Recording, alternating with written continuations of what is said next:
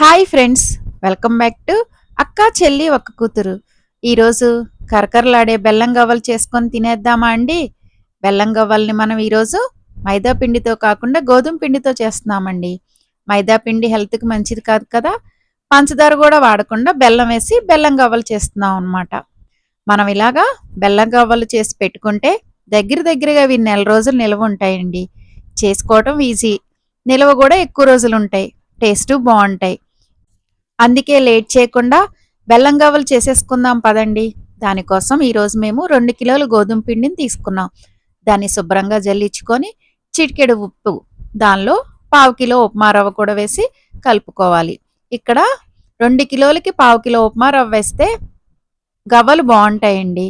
దాంతోపాటు కాగే కొంచెం నూనె, వేడిగా కాగిన నూనె కూడా పోయడం వల్ల గవ్వలు కరకరలాడుతూ వస్తాయన్నమాట. నూనె వేసి కలుపుకున్న తర్వాత ఇలాగా పిండిని బట్టి కొంచెం కొంచెం నీళ్లు పోస్తూ ఉండలుగా, అంటే మనం చపాతీ పిండిని ఎలా కలుపుకుంటామో పిండిని అలా కలుపుకోవాలి. ఒకేసారి పిండి అంతా కలపలేం కదండి, ఎక్కువ పిండి కదా. అందుకే మేము ఇక్కడ 3 ఉండల కింద, అంటే 3 సగాల కింద చేసుకొని ఇలాగ పిండిని కలుపుకున్నాం అనమాట. ఈ పిండి తడారిపోకుండా ఉండాలండి. అందుకే ఇలాగా ఒక క్లాత్ని తడిపి ఇలా మూత వేసుకొని పెట్టుకుంటే పిండి స్మూత్గా ఉంటుందండి. ఇప్పుడు ఈ పిండిని చిన్న చిన్న ఉండల కింద చేసుకోవాలన్నమాట. వీడియోలో చూపిస్తున్నాను చూడండి. అంటే మనకి గవ్వలు ఏ సైజు కావాలనుకుంటున్నామో దాన్ని బట్టి మనం ఉండలు చేసుకోవాలి. తర్వాత ఇలా గవ్వలు చేసుకునే చెక్క ఉంటుంది, ఏ షాపులో అయినా ఉంటుందండి. ఇందులో 2 రకాల చెక్కలు ఉంటాయి. ఇప్పుడు మేము చేసేది పెద్దది. దీనికన్నా చిన్న సైజు చెక్క కూడా ఉంటుందండి. దాంతో చేస్తే చిన్న గవ్వలు వస్తాయి అన్నమాట. ఇది మీడియం సైజు గవ్వలు.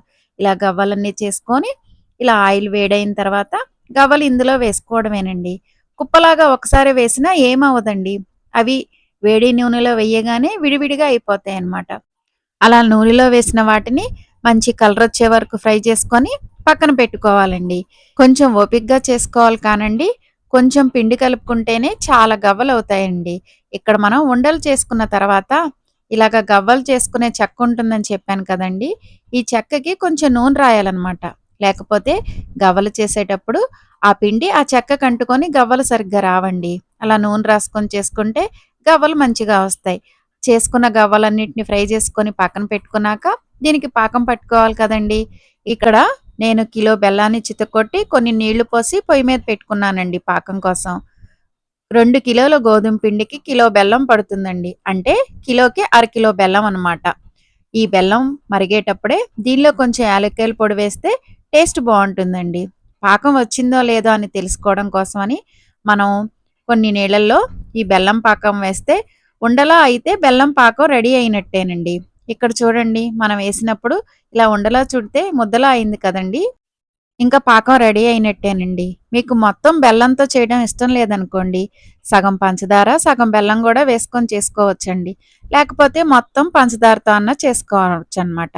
ఇలాగా పాకం రెడీ అయిన తర్వాత ఇలాగ ఫ్రై చేసుకొని పక్కన పెట్టుకున్నాం కదండి గవ్వలు.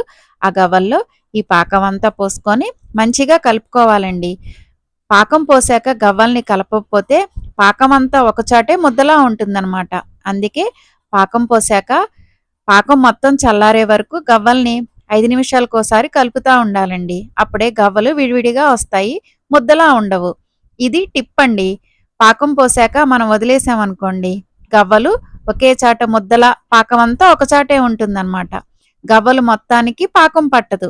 ఇప్పుడు చూడండి, వీడియోలో చూపిస్తున్నా గవ్వలకి పాకం పట్టి పొడి పొడిగా మంచిగా ఎంత బాగా వచ్చాయో. అదే మనము పాకం పోసిన తర్వాత సరిగ్గా కలపలేదనుకోండి, ముద్దలాగా అతుక్కుపోయి ఒకే చోట ఉన్నట్టు వస్తాయన్నమాట.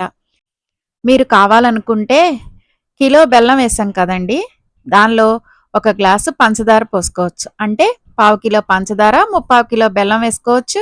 లేకపోతే అరకిలో బెల్లం, అరకిలో పంచదార, ఎలా అయినా చేసుకోవచ్చండి. బెల్లం అయితే చాలా మంచిది కదండి.